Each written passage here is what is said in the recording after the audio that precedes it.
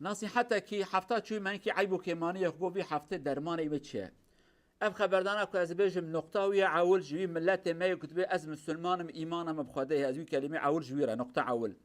یعنی درد و کل خو اولا گرم خدای خو را راست بن خنیزی که خدای خوب بدن عالی کاریش خدای خوب خوازن سرکفتم دست خدای ابیاش بیر و نکن ابي خدای عزیز بکه عزیز که ابي خدای رزیل بکه خدای رزیل که